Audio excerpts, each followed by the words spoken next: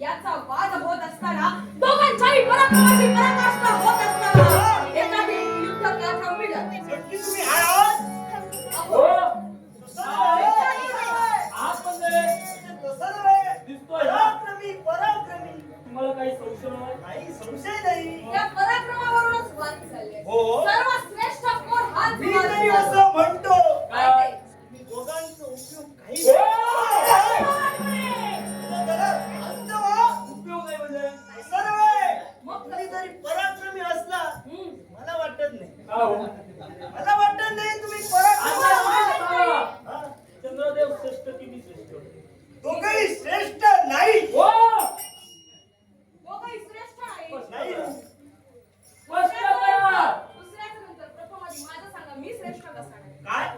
दुसऱ्याच्या नंतर दुसऱ्याचं नंतर दुसऱ्याच्या नंतर आणि माझं सांगा. तुझं अगोदर सांगू. आधी या माझं विश्वात या विश्वात मला असं वाटतं कुणी देवता का कुणी ज्या विश्वात तिच्या श्रेष्ठ नाही. हो श्रेष्ठ नाही याला कारण मी काय कोणतं सांगतोय. कारण? देवश्री हं? तुमच्या मुखावर ते शब्द निघाले. हं. या विश्वाच्या ठाई तिच्याशिवाय श्रेष्ठ नाही. कोण हो? कोण आहे हो. म्हणजे तुम्हाला माहित नाही. तुम्हाला अजून काही माहित आता नाही. माहीत असलं असतं तर कोण म्हणून विचारलं अरे असतं? मग ऐका. सांगण्यासाठी तुम्ही आला. निश्चित. मग सांगा. मग या विश्वात अशी एक स्त्री आहे अशी एक व्यक्ती आहे जी श्रेष्ठ आहेच आहे पराक्रमी सुद्धा आहे पण सौंदर्यवती तितकी श्रेष्ठ आहे अशी कोण असेल कोण? तर म्हैसाळ लाट करता याची एकुलती एक कन्या नर्मदा तिचं नाव. काय? पण या विश्वाच्या ठाई हं? पराक्रमानं सौंदर्यानं हं? या विश्वाच्या ठाई असणाऱ्या अष्टरंबा देवांगना तिच्या समोर काहीच अरे नाही. काहीच नाही. एवढं तिचं सौंदर्य म्हणे नर्मदा तिचं नाव. नर्मदा एवढं तिचं नेत्र नाव. दीपक तिचं सौंदर्य. तिच्यापर्यंत तुम्ही गेलात हा.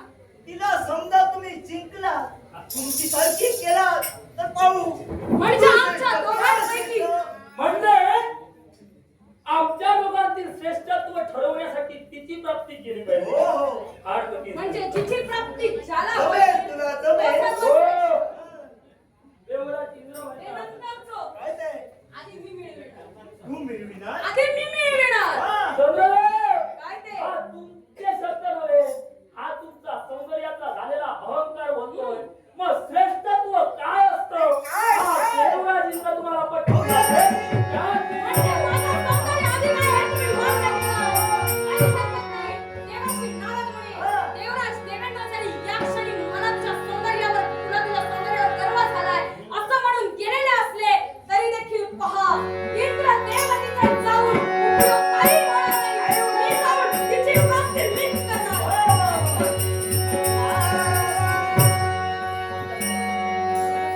हे सगळ्यांच्या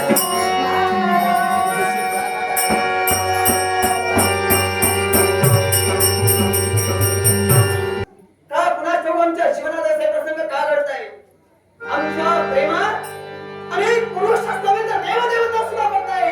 पण प्रत्येकाला समजूच्या बोलायला सांगितलंय. यावेळी आमचा जो मार्ग आहे तो भाग काय चालू ठेवण्यासाठी शास्त्रांनी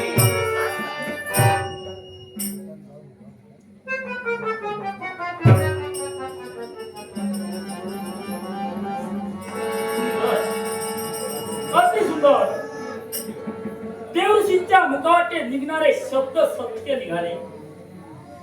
खरोखरच एक सौंदर्यवान स्त्री आमच्या समोर उभी आहे. देवराज इंद्र तुमच्यापर्यंत आलाय. राज हो. आपल्या दैवी तत्वाला नर्मदेचा प्रतिपणा आशीर्वाद. आता मी इथं का आलोय तर मनी इच्छा एकच आहे. कारण या विश्वाच्या ठाई ऐकून आम्हाला समजलं की या विश्वाच्या काही सौंदर्यवती स्त्री म्हणजे केवळ मेखल राजांची कन्या नर्मदा होय.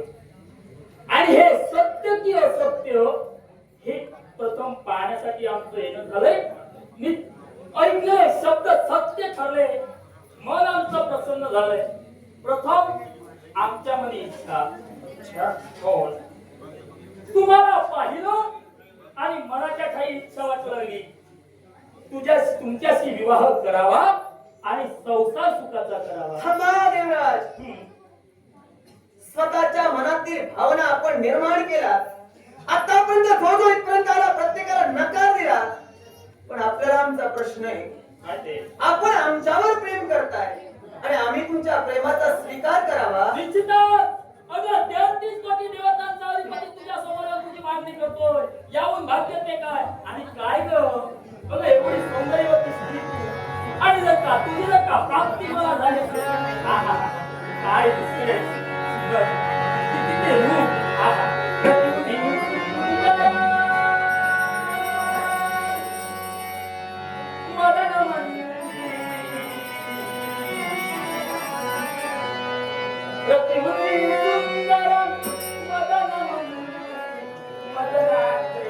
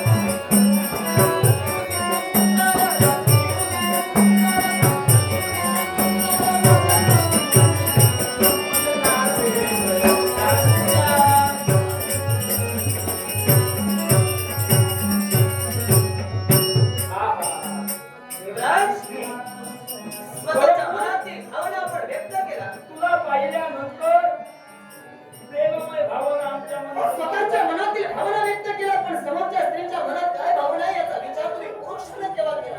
काय ते? धिक्कार का या पोट जातीचा. थांबा. स्वतःची पत्नी अविश्वास असताना सुद्धा जो परस्त्रीजवळ प्रेमरूपी भावनेला पाहते, जो स्वतःच्या मातेचा होऊ शकला नाही, तो या परस्त्रीचा कसा काय होणार? काय म्हणाला? देवराज, तिथी ही तुमची कोण? तिथी माझी सावत्र माता. होय ना? केवळ अदिती आणि तिथी या दोन बहिणी त्या नात्यानं आमची मावशी हो. मग मला सांगा, ज्यावेळी तिथी यांनी आपल्या मनात इच्छा धरली, इंद्रापेक्षाही श्रेष्ठ पुत्र आपल्याला व्हावा, आणि हे व्रत आचरणात आणल्यानंतर तिथी प्रसूत राहिली.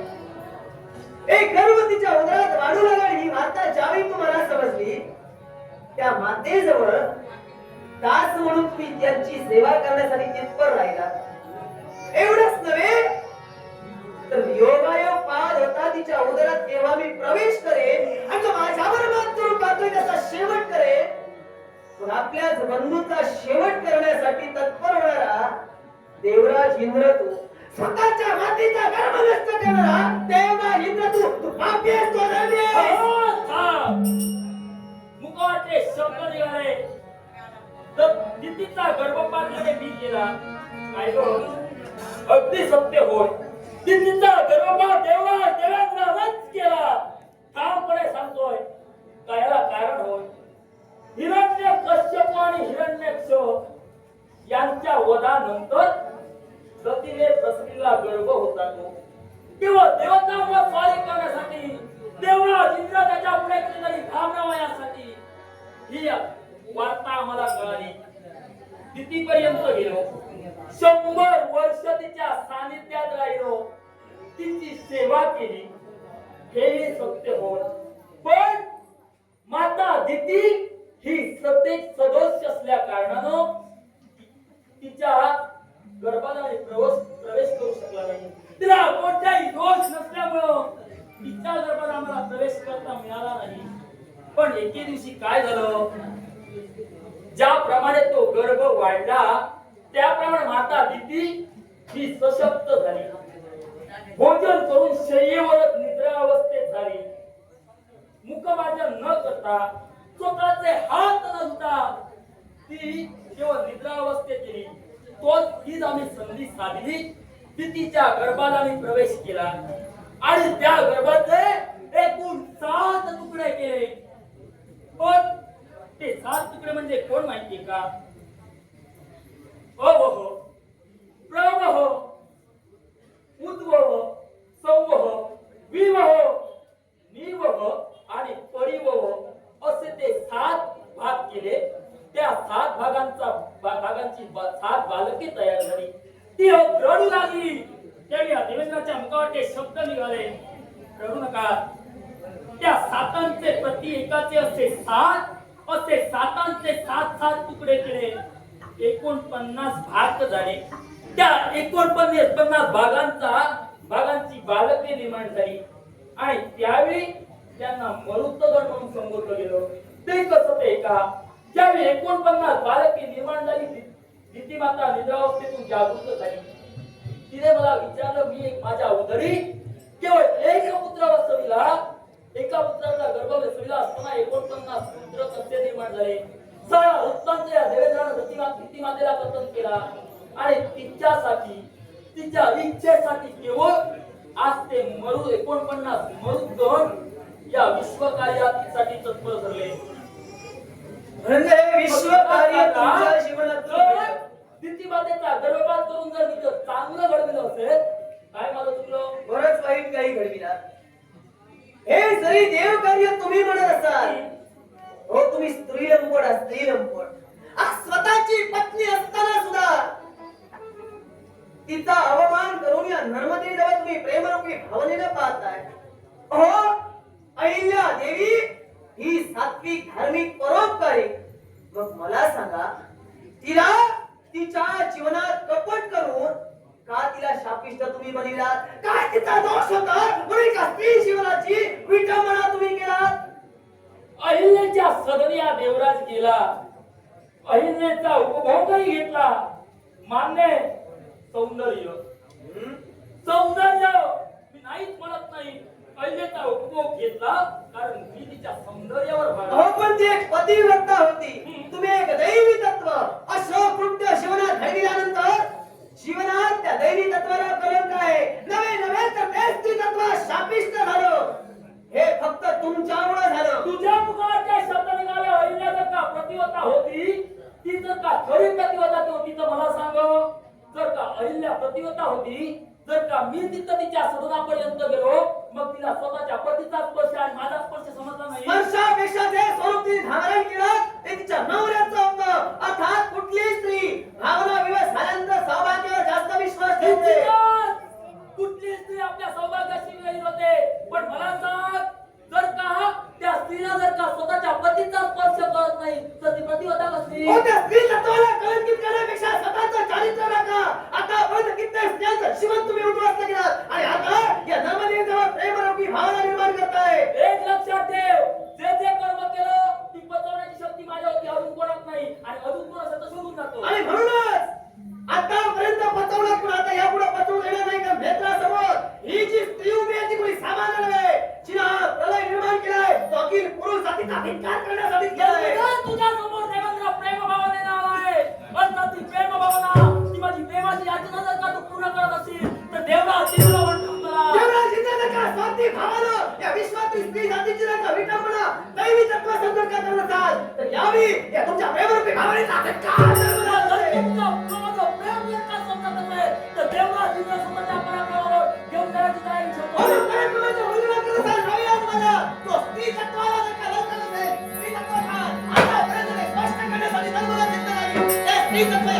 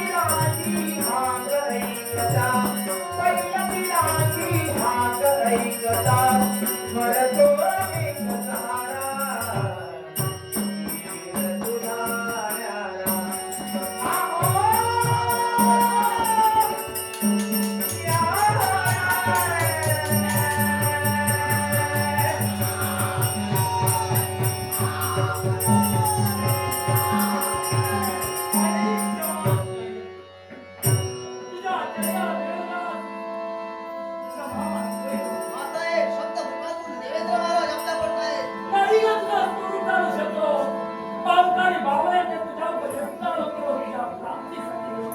हे देवेंद्र, या नर्मदेला क्षणाला काही तत्वाचा अवमान नर्मदा आपल्या शिवनात केव्हाही करणार नाही. तर 36 कोट देवतांचा अधिपती साक्षात देवेंद्र आई आहे म्हणून आज जर का नतमस्तक होत असेल.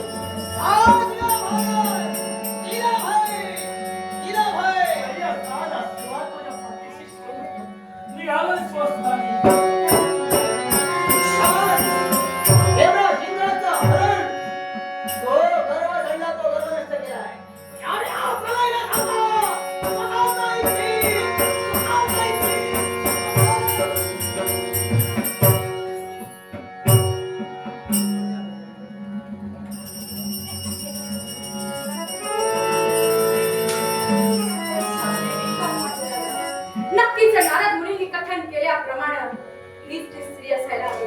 स्पर्श तुझा होता, स्पर्श होता तुझा, स्पर्श होता तुझा,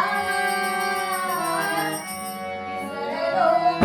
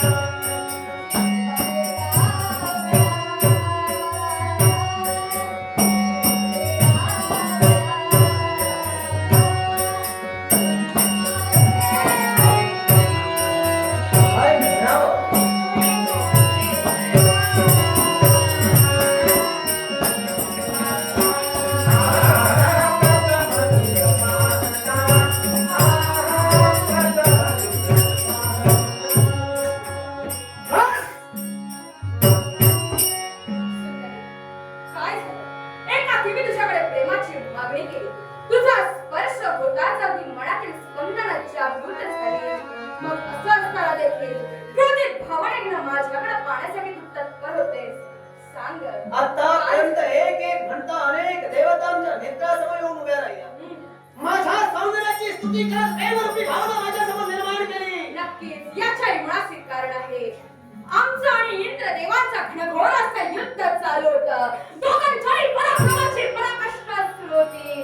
आणि असं असताना देवर्षी नारद मुनींनी एवढं मध्ये हस्तक्षेप केला आणि म्हणाले, सर्वश्रेष्ठ कोण हे जर का ठरवायचं असेल तर या विश्वात आहे जी अगदी सौंदर्यवान, बुद्धिवान आणि पराक्रमी देखील आहे आणि तीच कन्या म्हणजे नर्मदा. हे तुला स्वतःला पाहता बरोबर केलेलं दैवी तत्व मला तू कळाले. धिक्कार करते तुझ्या प्रेमाचा आई नर्मदा. स्वतःच्या मनावर तो दैवी तत्व ताबा ठेवू शकत नाही. तो म्हणे माझ्याजवळ प्रेमरूपी याचना करतोय. होय, स्वतःच्या चारित्र्याला लागलेला कलंक दूर करण्यासाठी ज्यानं गुरु पत्नी ही माता असताना सुद्धा त्या मातेजवळ पापी भावनेला पाहून माते जवळ पापी भावनेनं मी पाहिलं असंच म्हणते. नक्की सत्य. पण एक मला सांग, मातेची आज्ञा ही शिरोधार्य आहे की नाही? पण इच्छा पूर्ण करत असताना आपण विचार करायला हवा. आपण काय इच्छा पूर्ण करतोय. समोरील व्यक्तीने जर का इच्छा प्रकट केली असेल तर त्या इच्छेचा प्रथम आढावा घ्यावा. स्वतःसाठी जीवन मातीवर केव्हाही करू नये. आपल्या तत्वाला कलंक लागेल असं जीवनात वर्तन कुणीही करू नये, कारण तुम्ही एक दैवी तत्व आहात. अगदी बरोबर आहे. पण आम्ही जीवन कोणाचेही मातीमोल केलेलं नाही. आम्ही त्यांचा भोग घेतला याच्याही मुळात कारण होतं ते म्हणजे मातेची इच्छा आणि म्हणूनच आम्ही हे केलं. हे चंद्रदेव चुकलं तरी काय? देव गुरु बृहस्पती यांच्या जवळ शिक्षा ग्रहण केला. अगदी ज्या कला तुमच्या लुप्त झाल्या त्या कला पुनश्च मिळविण्यासाठी तुम्ही सिद्धही झाला अगदी. आणि गुरु दक्षिणा देण्यासाठी गुरु जवळ तुम्ही उभे राहिलात. पण देव गुरु बृहस्पती यांच्या मुखातील शब्द माझी पत्नी तारा हिच्या जवळ जी ती गुरु दक्षिणा मागेल ती दे. आणि तुम्ही माता तारेपर्यंत गेलात. इच्छा प्रकट केल्यानंतर त्यांची इच्छा मान्य आहे आम्हाला. जे सुख आपल्या नवऱ्याकडून हवं तसं मिळत नव्हतं त्या इच्छेपायी त्यांनी इच्छा प्रकट केली. पण त्या कला पुन्हा लुप्त होतील म्हणून स्वतःच्या तत्वाला कलंक लागेल. एखाद्या संवाद स्त्रीच्या तत्वाला कलंक लागेल असतं वर्तन आपण आपल्या जीवनात ज्यावेळी करतो त्यावेळी चंद्रदेव तुम्ही विचार करायला हवा होता. त्या स्त्री तत्वाचा तुम्ही विचार करायला हवा होता, तुमच्या दैवी तत्वाचा. पण तो न करता त्या कला लुप्त होऊ नये म्हणून मातेचा तुम्ही जो भोग घेतला आणि या विश्वात श्रेष्ठ म्हणून सांगताय. होय, या विश्वात श्रेष्ठ म्हणून एकदा नव्हे दोनदा नव्हे तर अनेक वेळा सांगेन. आणि याच्या मुळाशी कारण म्हणजे आम्ही स्वइच्छेनं तिथपर्यंत गेलो नाही. देवगुरु बृहस्पती आणि माता तारा यांची आज्ञाच तशी होती आणि त्यांची आज्ञा ही शिरोधार्य म्हणून हे कृत्य मला करावं लागलं. पण ज्यावेळी माता तारेने ही इच्छा तुमच्या समोर प्रकट केली, तुम्ही तुमच्या गुरुदेवतेला कथन केलं का जी गुरुदक्षिणा तुम्ही द्यायला सांगताय ती गुरुदक्षिणा अशा प्रकारे जर का माता मागत असेल तर एका पुत्रानं काय करावं. जर का शिक्षण त्यांच्याकडून तुम्ही घेतात मग एवढी तुमची बुद्धी चालू नये हा अविचार करण्यापूर्वी आपल्या गुरुशी आपण प्रार्थना करतोय, आपल्या गुरुमातेशी आपण प्रार्थना करतोय. ते सुद्धा स्वार्थानं. एवढे दैवी तत्व स्वार्थानं बरबटलं गेलं का? मुळीच नाही. दैवी तत्व स्वार्थाने बरबटलेलं गेलं नाही आणि ते कलंकातही झालेलं नाही. आम्ही देवगुरु बृहस्पतींपर्यंत याची मागणी याची विचारणा करायला गेलो नाही. याच्याही मुळाशी कारण देवगुरु बृहस्पतीच्या मुखातून प्रथम बाहेर पडलेले शब्द ते म्हणजे जसं सांगेल तसं वागायचं आणि प्रत्येकानं या विश्वातील प्रत्येक शिष्यानं गुरुची आज्ञा ही शिरोधार्य मानायला हवी आणि गुरुची पत्नी ही आपली माताच असते. म्हणूनच त्यांची जशी इच्छा होती त्याप्रमाणे आम्ही वागलो. त्यात आम्ही वागलो काय केलं असं आम्हाला तरी माहीत वाटत नाही. दैवी तत्व असून सुद्धा एखाद्या सामान्य माणसाप्रमाणे आपण वर्तन केला. वास्तविक असं अघटित घडण्यापूर्वी आपल्या गुरुला याची तुम्ही जाणीव करून द्यायला गरजेचं होतं.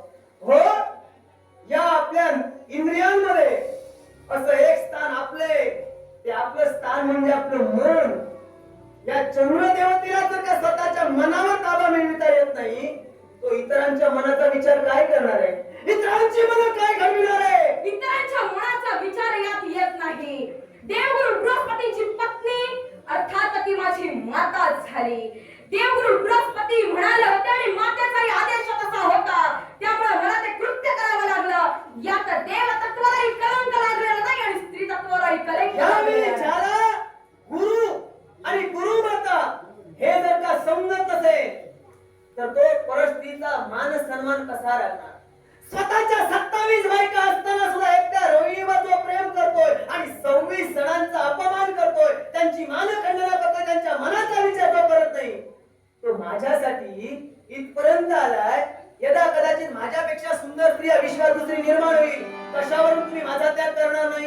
असं मुळीच नाही आहे. नर्मदे एक ध्यानात ठेव, तुझं सारं वर्णन देवर्षी नारद मुनींनी इंद्र दरबारात आम्हाला कथन केलं. तदनंतर इंद्र देवानी मी दोघंही मागोमाग निघालो, तुझ्यापर्यंत आलो. प्रथम इथं इंद्रदेव येऊन गेले, मला ज्ञात आहे, पण तुमच्या आणि त्यांच्यामध्ये काय घडलं याची मला कल्पना नाही. पण तरी सुद्धा माझं कर्तव्याला परिपूर्ण करायचं आहे आणि त्या कर्तव्यामध्ये माझ्या 27 पत्नीचा जर का तू उल्लेख घेत असशील तर एक लक्षात ठेव, माझ्या संसारात काय चालू होतं हा माझा प्रश्न. आणि दुसरी गोष्ट राहिला प्रश्न, तू म्हणतेस की 27 जणांतील केवळ 26 जणींवरती मी अन्याय केला आणि 27वी माझी रोहिणी, या रोहिणीवर मी जास्त प्रेम केला तर आमच्या संसारातील भागमुळे वेगळाच होता. मला हवे असलेली सुख ती देऊ शकत नव्हती आणि संसारात काय लागतं आणि काय नाही, स्त्रीतत्व संसारात आल्यानंतर कसं सिद्ध करायचं असतं. एका स्त्रीनं आपली सारी रूप पूर्ण करण्यासाठी पुत्री पत्नी झाल्यानंतर काय करायचं असतं हे तुला मी सांगण्याची गरज नाही. तुला झालाय तो सौंदर्याचा अहंकार आणि हा तुझा अहंकार. मी तुम्हाला बोलवलं नव्हतं, तुम्ही माझ्या जवळ आलात. आम्ही आलो हे मान्य होय आहे. ना? देवाशी नाराज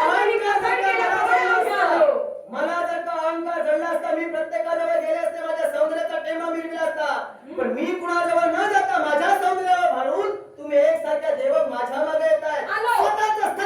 स्वतःचं तत्वपणाला लावून या नर्मदेला जिंकण्याचा प्रयत्न करताय. होय. ज्याला गुरुमाता समजली नाही, ज्याला स्वतःचा गुरु समजला नाही, ज्याला स्वतःच्या 27 बायकांपैकी 26 बायकांचं मन समजलं नाही, ज्याला दैवी तत्व असून दैवी तत्व समजलं नाही, जो प्रथम पूजनीय विघ्नहर्ता गणपती गजानन याचा अपमान करू शकतो, तो माझ्यासारख्या सामान्य स्त्रीला काय मान सन्मान देणार हवे आहे? तेवढे दाखले दे, एक ना अनेक दाखले दे, पण एक लक्षात ठेव, प्रत्येक कार्य घडल्यानंतर त्यातून घडलं ते चांगलं. आणि त्यामुळे तुझ्यावर मी प्रेम करण्यासाठी इथपर्यंत आलो. देवर्षी नारद मुनी म्हणाले की तुमच्या दोघांमध्ये अर्थात देवेंद्र आणि मी, आमच्या दोघांमध्ये सर्वश्रेष्ठ कोण आहे ठरवायचं असेल तर या विश्वातील सौंदर्यवान पराक्रमी स्त्री एकच आहे, ती म्हणजे नर्मदा तू. म्हणजे आणि तुझी प्राप्ती ज्याला होईल तो सर्वश्रेष्ठ. आणि हे सर्वश्रेष्ठपणा कुणाचा आहे हे आम्हाला सिद्ध करायचं होतं, म्हणून आम्ही तुझ्यापर्यंत आलो. शाबास चंद्र.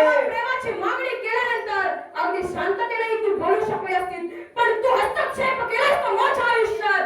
याच्यावरून लक्षात येते की तुला तुझ्या सौंदर्याचा गर्व हे झाला. चंद्रदेव, मला अहंकार जडला असं तुमचं म्हणणं असेल, नक्की. तुमच्या म्हणण्याप्रमाणे असंही म्हणूया, मला अहंकार जडलाय. पण माझ्या अहंकारचं निर्मूलन एकाही देवतेला शक्य झालं नाही. 33 कोट देवतापैकी त्रय देवता सोडल्या तर एक एक करून देवता माझ्यावर भाडून माझ्यापर्यंत येत आहे. जे तुम्हा देवतांना शक्य झालं नाही, माझ्या गर्वाचं हरण करणं, या चंद्र देवतेला काय जमणार आहे? आव्हान करते. वा, स्वतःच बोलता बोलून गेलीस, गर्वाचं हरण करणं जमलं नाही. मग असं जर का असेल तर यातून तू सिद्ध केलंस की तुला तुझ्या सौंदर्याचा गर्व झाला. साध्य केलंय. आणि दुसरी गोष्ट लक्षात साध्य घे, केलंय तुमच्या म्हणण्याप्रमाणे. हा गर्व जर का तुला तुझा झाला असेल तर मी देखील चंद्र आहे, या विश्वाला शीतलता मी देतोय आणि सौंदर्यवान मी देखील आहे. मग तुझ्या सौंदर्याचा झालेला तुला अहंकार गर्व उतरविण्यासाठी मी हे चंद्रदेवाचे आव्हान आमच्या समोर करतोय, स्वतःचा मोठेपणा मिळतोय. अरे कलंकित चंद्र आहेस तू, आणि या कलंकित चंद्राला त्याचं आव्हान ही नर्मदा करते. स्वतःचे पराक्रम, स्वतःचं श्रेष्ठत्व सिद्ध करत असते. त्या कलंकित चंद्राला आव्हान करण्यासाठी नर्मदा सिद्ध होते. याशी लहानपणे देगा देवा, लहानपणे देगा देवा, मुंगीचा घरे चालवा, मुंगीचा घरे चालवा,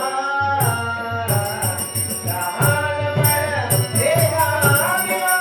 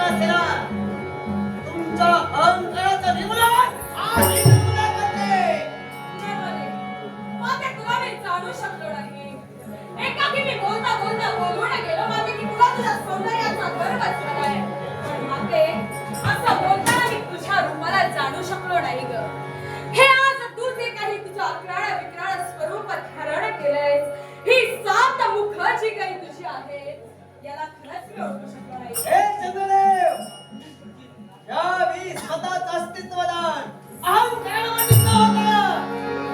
या विश्वात दैवी तत्व सदेश ठेवण्यासाठी जा, या प्रलयातून बाजूला हो. अभयदान चंद्रदेवाला तुला देते. अभयदान देते. अभयदान देते. तुझ्या या अभयदानानं माझं जीवन कृतकृतार्थ झालं, माझे कृतकृतार्थ झालं.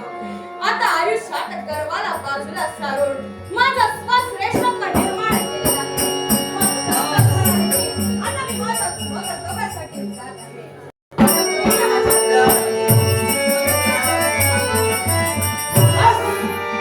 हा महाप्रलय या विश्वाची झाली होते. विश्व हातोरे. संपूर्ण जलाशय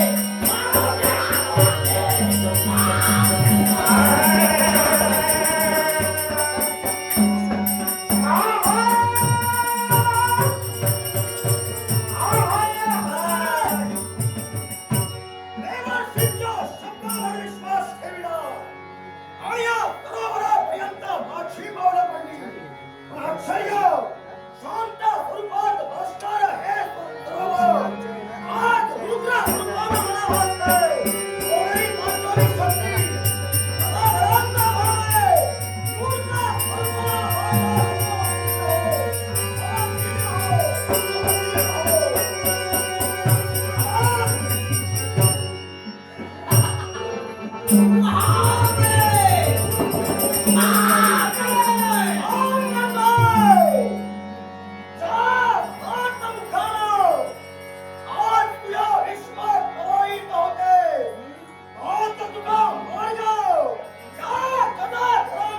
हे गदाधर, या जलाशयात स्वतः प्रलय निर्माण केला.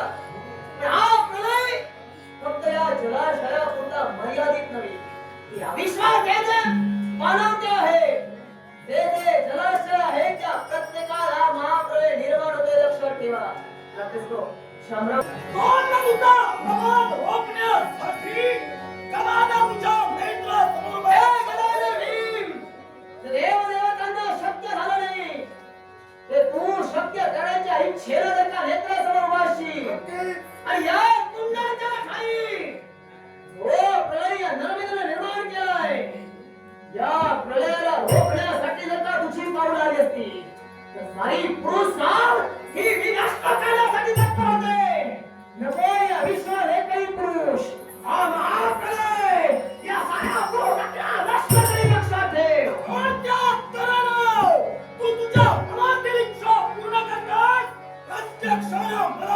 अरे प्रत्येक क्षणाप्रमाणे कशाला? हे तुझा आवाज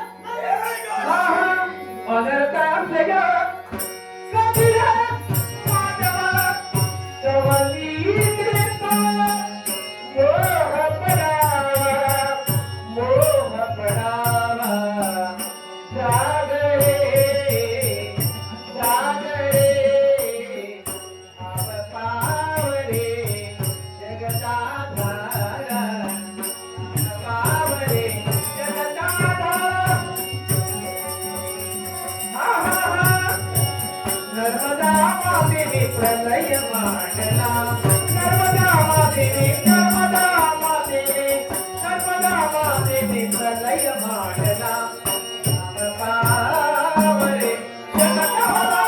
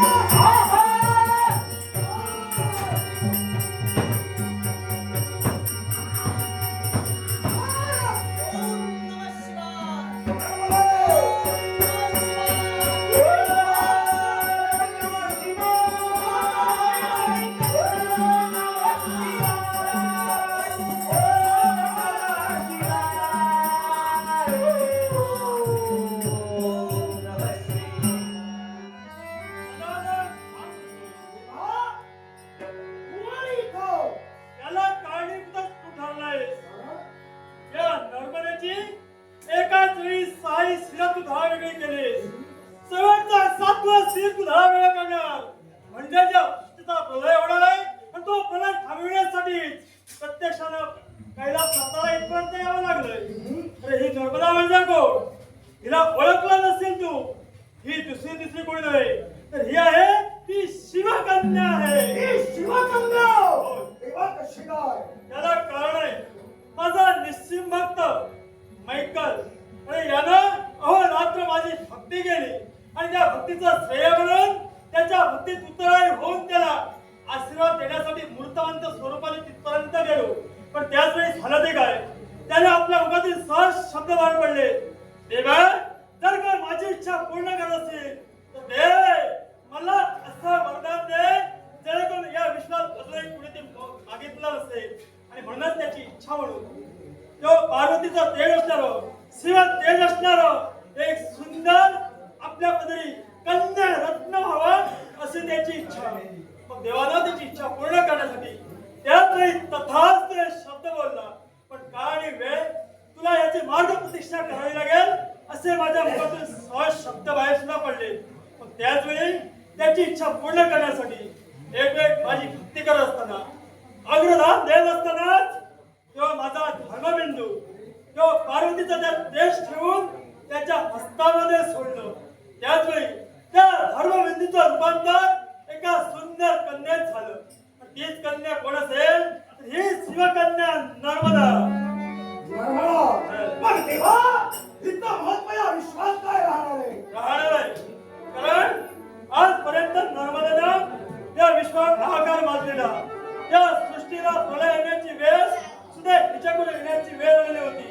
त्याच वेळी तू याची 6 शिरं थरावेगळी केलीस.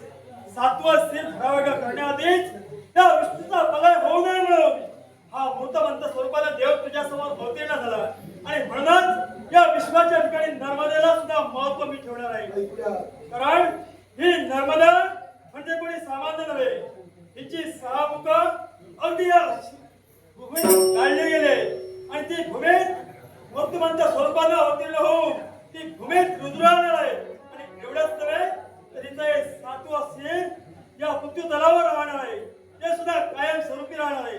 पण हिने जो मार्ग अवलंबला तो मार्ग त्याचा नव्हता आणि म्हणूनच हिने मार्ग अवलंबन केला तो मार्ग चुकीचा असल्या कारणाने उलट प्रवाह असल्या कारणाने बाकी इतरत्र नद्याप्रमाणे हिचा प्रवाह राहणार नाही. इतरत्र बाकी साऱ्या नद्या पूर्वेकडून पश्चिमेकडे वाहत आहे. त्या बाजून वेगळा मात्र या नर्मदेचा प्रवाह पश्चिमेकडून पूर्वेकडे नाही. एवढं याचं महत्व आहे.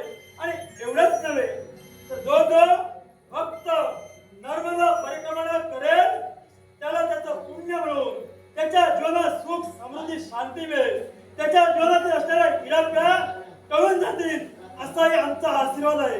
आणि एवढंच सुद्धा नव्हे तर या नर्मदेत स्नान केल्यानंतरच नव्हे नर्मदेचा स्पर्श झाल्यानंतर सुद्धा जो सद्भक्त या नर्मदेचा स्पर्श करेल त्याच्या जीवनातील दुःख दारिद्र्य नष्ट होऊन त्याला सुद्धा सद्गती मिळेल असाही आमचा आशीर्वाद आहे. देवा तुझ्या कृपेचा आशीर्वाद अखिल विश्वाच्या मार्गाला हे विहित करण्यात आले. सर्वा